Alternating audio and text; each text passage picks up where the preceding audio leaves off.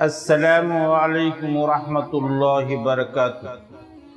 نحمده نصلی علی رسوله الکریم، اما بعد فقد قال اللہ تبارک وتعالی فی الکلام المجید والفرقان الحمید، فاعوذ باللہ من الشیطان الرجیم، بسم اللہ الرحمن الرحیم، ان الصلاة تنہی عن الفحشاء والمنکر، صدق اللہ العلی العظیم۔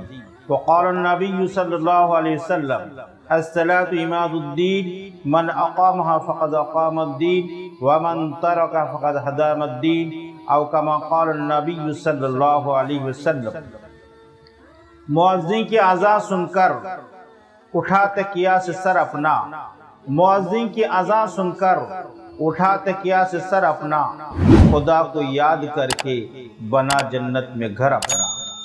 معزز علماء کرام، برادران اسلام، عزیز طلبہ، پردہ نشی ماں و بہن، آج میرا موضوع سخن ہے کہ نماز کیا ہے اور ہماری نماز ہم کو ہر قسم کی برائی اور بے حیائی سے کیوں نہیں روک سکتی۔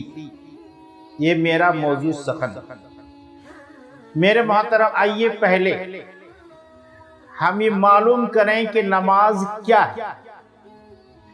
نماز در حقیقت مومنوں کے لیے مفتاح جنت، مالداروں کے لیے عظمت، غریبوں کے لیے نعمت، متقیوں کے لیے آب رحمت، عارفوں کے لیے معرفت، عابدوں کے لیے عبادت، نیک بختوں کے لیے سعادت، اہل ایمان کے لیے شہادت، مردوں کے لیے غیرت، عورتوں کے لیے ستر عورت، افسروں کے لیے شہرت، حاکموں کے لیے فتح نصرت، فلاسفہ کے لیے حکمت، اہل ظاہر کے لیے طریقت، اہل دنیا کے لیے نصیحت، اہل مولا کے لیے حقیقت ہے نماز۔ میرے محترم، اللہ تبارک تعالیٰ کا فرمان ہے، ان الصلاۃ تنہی عن الفحشاء والمنکر۔ اللہ فرماتے ہیں کہ بے شک نمازی کو ہر قسم کی برائی اور منکرات سے روک دیتے ہیں، لیکن افسوس کے ساتھ یہ کہنا پڑتا ہے کہ آج ہم نماز پڑھتے ہیں، جھوٹ بولتے ہیں، نماز بھی پڑھتے ہیں، چوری کرتے ہیں، نماز بھی پڑھتے ہیں، دھوکہ دیتے ہیں، نماز بھی پڑھتے ہیں، دوسروں پر ظلم کرتے ہیں، نماز بھی پڑھتے ہیں، دوسروں کے مال ہڑپ کر جاتے ہیں، نماز بھی پڑھتے ہیں، دوسروں کے حقوق ضائع کرتے ہیں۔ ایسا کیوں ہو رہا ہے؟ کیا نعوذ باللہ اللہ کا فرمان غلط ہے؟ اللہ فرماتے ہیں، ان الصلاۃ تنہی عن الفحشاء والمنکر، کہ بے شک نماز ہر قسم کے برائی اور منکرات سے نمازی کو روک دیتی ہے۔ لیکن آج افسوس کہ آج ہم نماز پڑھتے ہیں لیکن ہر قسم کی برائی ہمارے اندر پائی جاتی ہے۔ کیا نعوذ باللہ اللہ کا کلام جھوٹا ہے؟ یہ ہرگز نہیں ہو سکتا ہے۔ آسمان زمین میں تبدیلی ہو سکتی ہے، پہاڑ اپنے جگہ چھوڑ سکتا ہے، دنیا کے ہر چیز میں خرابی اور کمی بیشی آ سکتی ہے، لیکن نعوذ باللہ اللہ کا کلام جھوٹ نہیں ہو سکتا۔ لیکن حقیقت یہ ہے کہ ہماری نماز صحیح معنی میں نماز نہیں ہو پا رہی ہے۔ ہماری نماز کی مثال اپاہج انسان کے مانند ہے۔ جس طرح سے ایک اپاہج انسان جس کا ہاتھ پیر نہیں ہے، جس کی آنکھیں نہیں ہیں، ایسے انسان کسی کام کا نہیں ہوتا ہے، وہ خود کو بھی نہیں بچا سکتا، دوسروں کی مدد بھی نہیں کر سکتا ہے، اس لیے وہ انسان برائے نام انسان ہوتا ہے، کسی کام کا انسان نہیں ہوتا۔ اسی طریقے سے ہماری نماز کی حالت ہے کہ ہمیں نہ فرائض معلوم ہے، نہ واجبات معلوم ہے، نہ سنن و مستحبات معلوم ہے۔ ویسے ہی ہم نماز پڑھتے آئے ہیں، باپ دادا پڑھتے آئے ہیں، ہم بھی نماز پڑھتے ہیں، لیکن نماز کی حقیقت سے ہم واقف نہیں ہیں۔ اس لیے شاعر کہتا ہے کہ مسجد تو بنا لی شب بھر میں ایمان کی حرارت والوں نے، مسجد تو بنا لی شب بھر میں ایمان کی حرارت والوں نے، من اپنا پرانا پاپی رہا، برسوں تک نمازی بن نہ سکا۔ میرے محترم، حقیقت معنی میں اگر ہم اور آپ چاہتے ہیں کہ ہماری نماز ہم کو ہر قسم کی برائی اور بے حیائی سے روک دے تو ہمارے لیے ضروری ہے کہ ہم اپنی نماز کو طاقتور بنائیں، نماز کے اندر وہ صلاحیت و قابلیت پیدا کریں کہ ہماری نماز ہم کو ہر قسم کی برائی اور منکرات سے روک سکے۔ اس کے لیے ضروری ہے کہ ہم ہماری نماز کے اندر اگر 3 چیزیں آ جائے تو ہماری نماز طاقتور نماز ہوگی، ہماری نماز کے اندر وہ صلاحیت اور قابلیت آ جائے گی جس سے ہماری نماز ہم کو ہر قسم کی برائی اور بے حیائی سے روک دے گی انشاءاللہ۔ شرط یہ ہے کہ ہماری نماز کے اندر وہ 3 چیزیں آ جائیں۔ وہ 3 چیزیں کیا ہے؟ نمبر 1 پر نمازی کے اندر صفت صلات آ جائے۔ اس کا مطلب کیا ہے؟ صفت صلات کا مطلب یہ ہے کہ جس طرح سے انسان نماز پڑھتا ہے، نماز کے اندر نماز کے ایک ایک اصول و قانون کو سامنے رکھ کر نماز پڑھتا ہے، اس میں گڑبڑی نہیں کرتا، جہاں قیام کرنے کا وہاں قیام کرتا ہے، جہاں قرات کرنے کا وہیں قرات کرتا ہے، جہاں رکوع کرنے کا وہیں رکوع کرتے ہیں، جہاں سجدہ کرنے کا جس طرح کرنے کا اسی طرح سجدہ کرتا ہے۔ یہ نماز کے اصول قانون کو سامنے رکھ کر نماز پڑھتا ہے، یہ خیال کر کے کہ ہماری نماز خراب ہو جائے گی۔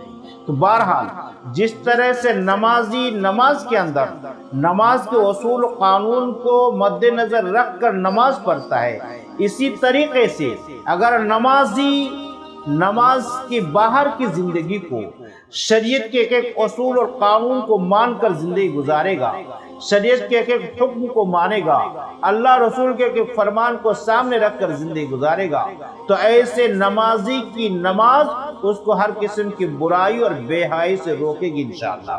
دوسرے نمبر پر نمازی اپنے نماز کو جان بوجھ کر پڑھے۔ اس کا مطلب کیا ہے؟ اس کا مطلب یہ ہے کہ نمازی نماز کے فرائض، واجبات، سنن، مستحبات کو جانے کہ نماز کے اندر ارکان کیا ہے، نماز کے اندر شرائطیں کیا ہے، نماز کے اندر واجبات کیا ہے، فرائض میں خرابی ہے تو اس کی تلافی کیا ہوگی، واجبات میں کمی تو اس کی تلافی کیا ہوگی، سجدہ سے وہ کب کرنا نہیں کرنا، ان تمام چیزوں کا خیال کر کے صحیح ڈھنگ سے اگر نماز پڑھے گا تو ایسے نمازی کی نماز اس کو بے حیائی اور منکرات سے اس کی نماز روکے گی انشاءاللہ۔ تیسرے نمبر پر نمازی نماز کے اندر خشوع خضوع کے ساتھ، سکون قلب کے ساتھ مکمل حاضر رہ کر ایک خیال کر کے تصور کر کے کہ اللہ مجھے دیکھ رہا ہے، بالکل اطمینان کے ساتھ، ادب و احترام کے ساتھ، سکون قلب کے ساتھ، خشوع خضوع کے ساتھ بالکل دھیان دے کے نماز پڑھے۔ عموماً ہمارا ایسا ہوتا ہے کہ ہم مسجد میں جماعت میں صف میں کھڑے رہتے ہیں، ہمارا دل و دماغ بازاروں میں پھرتا رہتا ہے، گھروں میں پھرتا رہتا ہے، کہیں کہیں چلا جاتا ہے، طرح طرح کے خیالات آ جاتے ہیں، اس طریقے سے ہماری نماز خراب ہو جاتی ہے۔ اس لیے ہم اپنے نماز کے اندر خشوع خضوع کے ساتھ، حضور قلب کے ساتھ حاضر رہ کر اللہ کو یہ تصور کر کے اللہ مجھ کو ہر حال میں دیکھ رہا ہے، ان چیزوں کا خیال کر کے اگر ہم نماز پڑھیں گے ہماری نماز طاقتور ہوگی، ہماری نماز کے اندر وہ صلاحیت و قابلیت آئے گی جس سے ہماری نماز ہم کو انشاءاللہ ہر قسم کی برائی اور منکرات سے روک دے گی۔ اللہ تبارک تعالی ہمیں نماز کی حقیقت سمجھ کر، نماز کی اہمیت سمجھ کر صحیح طریقے سے نماز پڑھنے کی توفیق عطا فرمائے، اور اس نماز کے ذریعے سے اللہ تبارک تعالی ہمیں آخرت میں جنت مقام کرے، اللہ راضی ہو جائے، آخرت کی زندگی کامیاب سے کامیاب ہو، دونوں جہاں میں سکون کی زندگی نصیب کرے، دونوں جہاں میں عافیت کی زندگی نصیب کرے، مرتے وقت کلمہ نصیب کرے۔ شاعر کہتا ہے مؤذن کی اذان سن کر اٹھا تکیہ سے سر اپنا، خدا کو یاد کر کے بنا جنت میں گھر اپنا۔ گر رضائے خدا چاہتا ہے تو سر کو جھکا سجدے میں، گر رضائے خدا چاہتا ہے تو سر کو جھکا سجدے میں، دخول جنت موقوف ہے ایمان کامل میں۔ اللہ تبارک تعالی ہمیں نماز کی حقیقت سمجھ کر نماز کی پابندی کرنے کے توفیق عطا فرمائے، مرتے وقت کلمہ نصیب کرے، دونوں جہاں کی کامیابی کا عمر نصیب کریں، عافیت کی زندگی نصیب کرے، سکون نصیب کرے، مرتے وقت کلمہ نصیب کرے، آمین ثم آمین۔ السلام علیکم ورحمۃ اللہ وبرکاتہ۔